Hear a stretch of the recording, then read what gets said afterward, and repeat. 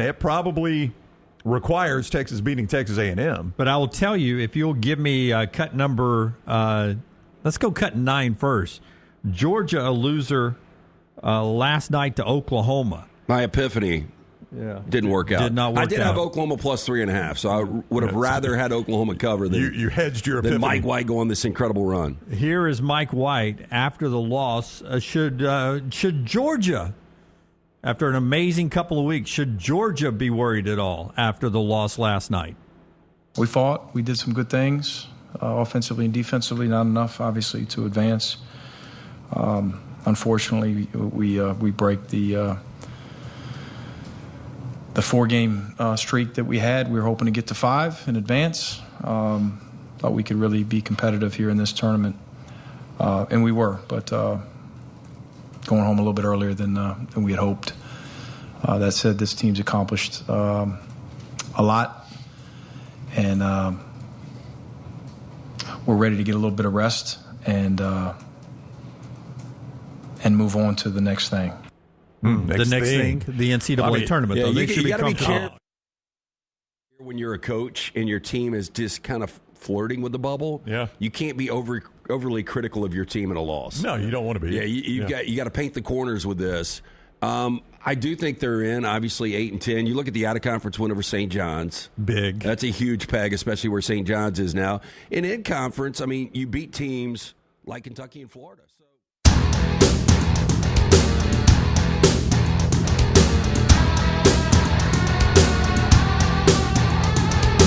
Welcome in to the Pennant Grace Season 2, Episode 1. We are back. It is spring. That means spring training is in full swing, and we are your number one resource for all things Atlanta Braves. My name is Emily Grace McWhorter. This is my co-host, Josh Ush Sisk, and we are happy to be back.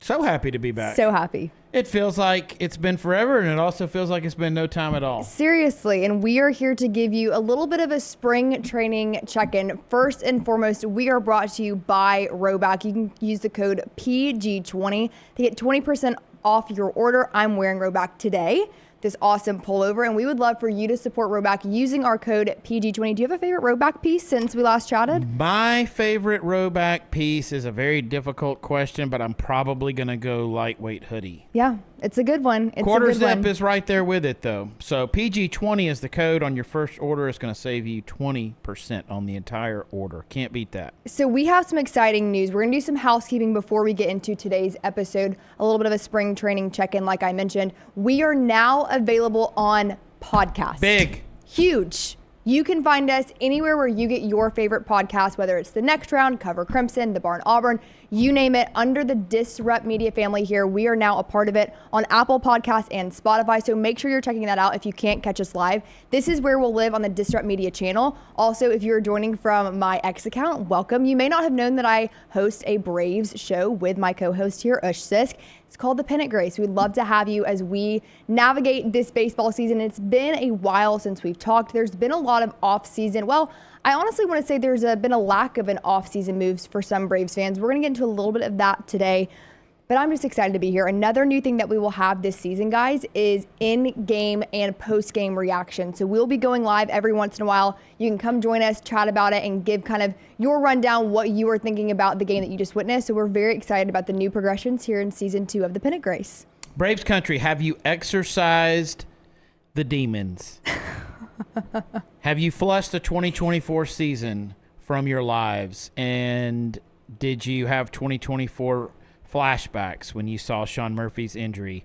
All things that we will discuss in the coming weeks. There's a lot to be optimistic about. There's a lot of good takeaways from last year. As difficult as last year was and as disappointing as it was, there were good takeaways from it as well. And the fact, again, I'm amazed, and this did not change in the offseason, and maybe only grew, that as decimated as the Atlanta Braves were, that they were still a playoff team. Yeah, they showed a lot of fight. We ended the season on a bit of a rough note, but a lot of people weren't even expecting the Braves to be in that position to begin with. One thing that we kind of want to recap, and that is some coaching staff changes on the Atlanta Braves roster. You mentioned some of those struggles. A lot of them were at the plate, and there was a lot of questions about the leadership there and the Braves' philosophy on hitting. So there have been some moves made there. I want to refresh all of our memories on that because that took place back in November. So if you guys remember, about 2 days after the Braves were eliminated, the narrative was that the entirety of the Braves staff would be returning with no changes barring retirement, truthfully. Right. And that didn't exactly go as planned, you could say. So there were 3 pretty significant changes. Kevin Seitzer is the hitting coach. So he was with Atlanta for 10 years. Yeah. And they did make a coaching change there. I want to get your opinion, Ush, on what your thoughts were. Did you feel like it needed to start at the top and that change needed to be made after last season? So we saw such a big shift 2 years ago with the Los Angeles Braves of Anaheim, as I now call them. There's so many Atlanta folks there. With Ron Washington, Eric Young Sr. going there. And so last year looked different because those were, such visible guys, first base and third base. And you still had so many of these guys that had been there through this last run, the World Championship. And as the season wound down, and especially once it ended, you did see a lot about the hitting, some of the adjustments or lack of adjustments. Right. That was a point of criticism. You don't always know, does fan talk, what is that, how does that jive with front office talk? And in this case, it did, at least in some way, because a longtime hitting coach replaced. And so there's a lot of new people in the dugout for the Braves this year. Yeah, and it's interesting to look at going forward how that will impact, especially spring training. And, there was, what would you say the number one complaint from Braves fans were coming off of last season? Do you think it was all offensively and how the production at the plate was just not there? How can you put it in any way towards your pitching staff and the great job your pitching staff did? Exactly. Both your starters and your relievers. So, yeah, I think it had more, and, defensively the Braves were solid. I think by and large it had to do with hitting, and that drowned out any other noise that I heard. Another change I do want to mention, this is more of a refresher for you guys because this did take place a little bit ago, but we want to set the foundation going forward, and that was Sal Fasano. So he was actually the catching coach, and this was actually one of the more shocking changes because, one, they didn't replace his position. So Correct. He was big on game management, and he was very well liked by the players. And as we go into our best and worst moves of the offseason, this is going to come up for me because catching coach, they don't replace that role on the staff. And one of your prominent catchers in Travis d'Arnaud is now with, as you referred to them as, the Anaheim Atlanta Braves. And for years and years, that has been such a position of strength for Atlanta, going back. Javi Lopez, Brian McCann, of course. But also under Sal, the Braves did very well from that position, defensively, offensively, in comparison to the rest of the league. I feel like he was very well liked and respected. And obviously, he did not stay unemployed for long. But they're going in a different direction here. So that did surprise me. But we'll see how they're going to handle that and how they feel like that they're going to move forward in that. Obviously, that wasn't the only change in the catching position with Atlanta. So it's going to look a lot different this year, on the field and off the field for the Braves. I do want to mention who replaced Kevin Seitzer, and that is Tim Hyer. So he was actually featured in the first episode of Behind the Braves. Have you been keeping up with that this season? I am behind. I will get caught up. Yes, it is incredible. Let us know if you have been watching it. And he was, really kind of front and center, and he has been a winner at every stop that he's been pretty much. And so especially the last 2 stops. And he is someone that is a veteran hitting coach. And he said he grew up either in the Atlanta area or grew up a Braves fan, which is also really cool tie there. I feel like the more you kind of dig into these stories, everyone in a way has an attachment to the Braves just because of how iconic, especially in the 90s, they were. And so that was encouraging to hear him have that little bit of a connection. Connection. Yeah, he's a Georgia guy. His previous stops were with the Dodgers, Red Sox, and Rangers, and he won World Series as the hitting coach with both the Red Sox and the Texas Rangers. So all the guy does is win. The resume is strong. I think people are excited to have a change, and I think specifically they are excited to have him as the person taking that role. Okay, let's talk about the offseason, and I'm curious what you guys are going to say in the chat. What was your biggest takeaway? Did you feel like Alex Anthopoulos did enough? Did you feel like there were some things left on the table? What are your thoughts? Because we really haven't chatted about this, and I know that we are going to give our best and worst moves, and we'll get into that. But overall, immediate reaction to the offseason in terms of moves. There's two choices you can take here as far as your big takeaway. Your big takeaway is either going to be how little they did, or your big takeaway is going to be how excited you are to get Jerickson Profar. And so, because that was the only big move that they made. And we all expected more moves, myself very much included in that, particularly with pitching. But as we say on this show, in Alex Anthopoulos we trust, I'm standing by that. They feel very good about the team they have, obviously. That should fill us with confidence, knowing that they are confident because the team is publicly stated and has shown everything that they are committed to winning and being world champions, and they feel they have the roster to do it. Now, if you look at the positions and you pinpoint what has been a weakness in recent years where you haven't had that one guy locked in, and Atlanta's done a good as job as any team in baseball is locking in these guys, and that's been left field. So what does Profar bring? So career numbers may not blow you away, although they're solid. 245 lifetime hitter, .726 OPS. Last season, though, he batted .280 with an 8.39 OPS, 24 home runs, 85 RBIs, 10 stolen bases. They love the guy's versatility, and they think he's going to be a tremendous clubhouse fit as well. Can play different positions, but again, expect to see him locked in that left field position, and he's going to keep that leadoff spot warm until Ronnie comes back in May. And so it's a 3-year deal, $42 million. It is an investment in him. We're very familiar with him. It's Braves played the Padres, and there's the Padres that ended the Braves season. Incidentally, it's the Padres that begin the Braves 2025 season. So I believe it's a great signing. I think that they're going to benefit from him tremendously this year in that already strong lineup. And I expect when Ronnie comes back, you're going to have that everyday outfield of Acuna in right, Michael Harris II in center, and Profar in left. That just sounds good to me. I don't know about you guys, but that sounds incredible. I think we're going to agree on acquiring Profar was the best move of the offseason in both of our opinions. Yeah, but I think the bigger story, honestly, if I had to say for most Braves fans, was that there weren't more moves. Yeah. I heard more about that than I heard about Profar, and I think the reaction to Profar is very positive. Yes. But more about, man, I can't believe we didn't get another arm. Right. Garrett Crochet was one of those people that was in discussions for that and the possibility of perhaps, trading Drake Baldwin. Now that is actually going to seem to be perhaps one of the most significant non-moves, you could say, with the injury of Sean Murphy, and they're riding with Drake Baldwin. So there is that point there. Let's go on to the worst move, or maybe your most disappointing, kind of confusing move that the Braves made this offseason. Well, it wasn't a move in the sense of, just to see some guys leave. For me, number one is A.J. Minter. A.J. Minter was the last piece of the night shift. There is no more night shift on that roster, which is a sad thing. Max Fried is huge. That got the majority of the headlines. I was so sure Max was leaving. That one didn't hurt as much. For some reason, I thought we could maybe still keep A.J. These were two guys that have been Braves their whole career.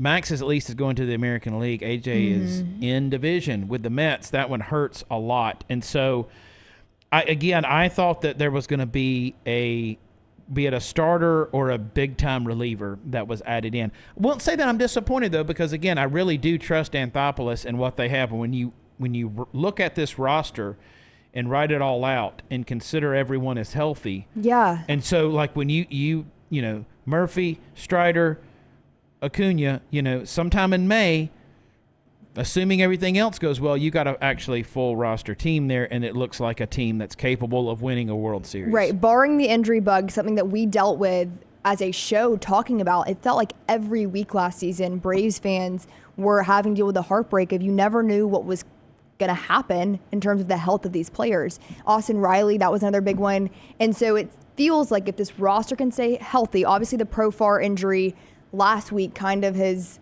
reawakened that angst, I think, in Braves country to make sure that this team does stay healthy moving forward. For me, I think it was letting Darno go. And I loved watching him as a player, but I think the biggest thing was the leadership qualities that he provided to the clubhouse. He was a veteran guy, especially with the pitching rotation. He was someone you could count on, especially with the young guys that we had, coming up through the ranks. It was encouraging to have someone like Darno behind the plate catching for them. He was a fan favorite, and you and I had talked about we could see him retiring as a Brave and staying on. Absolutely. On staff. And he could return in that role. Definitely a fan favorite. Unexpected for sure. Yes, it was a 2-year, $6 million deal he signed with the Angels, and he had an $8 million option with the Braves. And I guess they thought it was a little too expensive, but he goes to Anaheim and joins a slew of, other former Braves, whether players or coaches. It's a lot of money for your secondary catcher. I think they want to have Sean Murphy take on more reps. And I also think, and we're seeing this in spring training, what they think of Drake Baldwin. Yeah. Drake Baldwin is the number 1 prospect in the Braves system. He's number 62 overall in Major League Baseball. And I think they see a lot of great things for this guy. And there was a lot of moves that were made in the minor leagues, too, trying to bolster the Braves farm system. We don't talk about that a ton on this show, but there were some, moves made there to kind of get a little more depth there, because it is pretty obvious that the Braves are thin at that point. Let's move on to spring training. I want to ask you, who is sticking out to you in the last couple of weeks that makes you maybe a little more excited than you may have expected? What a perfect segue, because it's Drake Baldwin for me. He's batting .368, and he only has 1 strikeout in spring training. And particularly to get that vote of confidence from ace Chris Sale, Cy Young winning pitcher for the Atlanta Braves.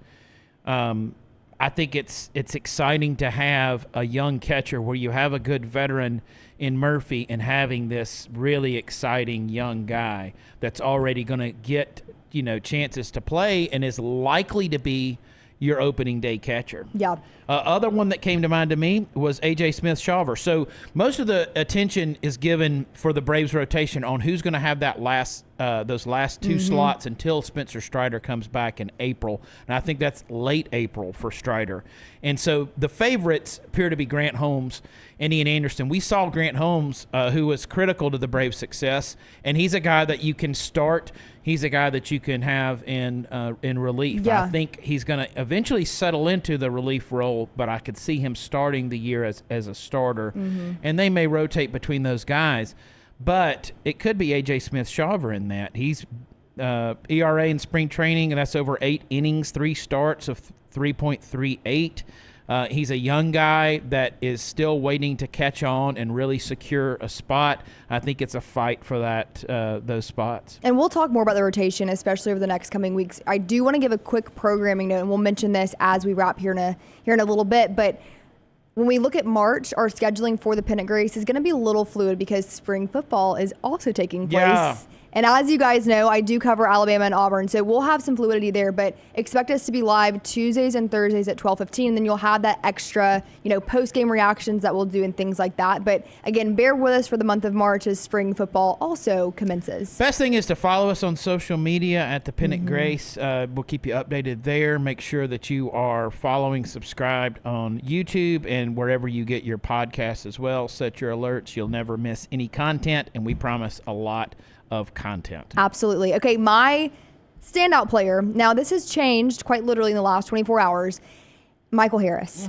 So yesterday he had an incredible spark plug moment that bolstered the offense yesterday against the Orioles. So he had a pair of homers yesterday, and it seems like he is finally getting his stride. And I think that when you look at this season, his role that he could play in this offense along with the outfield is huge. And one thing that, stuck out to me, he actually was named a dark horse MVP candidate by MLB.com. I don't know if you're aware of that, but that is someone that I have been a longtime fan of. We actually share the same exact birthday. So I am March 7th, 2001. He is March 7th, 2001. So we're both 24 as of last week, and he's just been so fun to watch. But I think that yesterday was definitely kind of a defining moment for him as he continues to get confidence and kind of get back in the swing of things. He's my dad's favorite player, and he is on the Mayberry Bears, my fantasy baseball team. As we had our fantasy draft yesterday. We did. Right here in this building.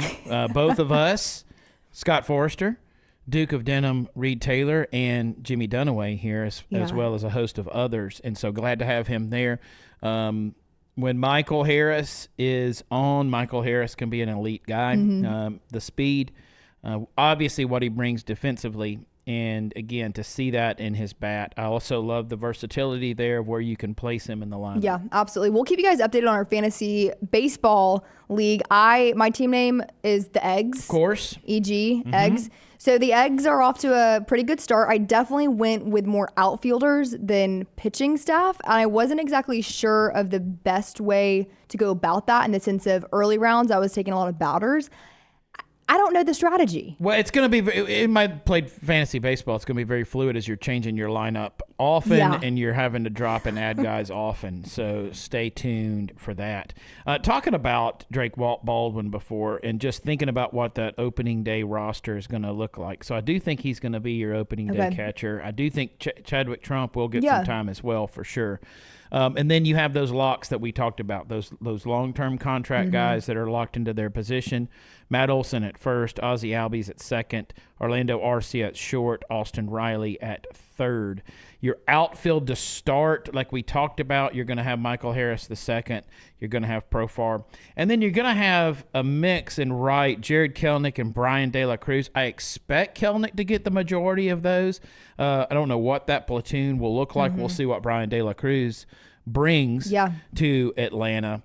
Pulling for Jared Kelenic, we all like him. If his glove has never been an issue, so if he can hit, that's great. And then in the bench utility role, you've got Nick Allen joining Eli White, who had a good season for the Braves last year. And then you've got of course Marcel as your DH.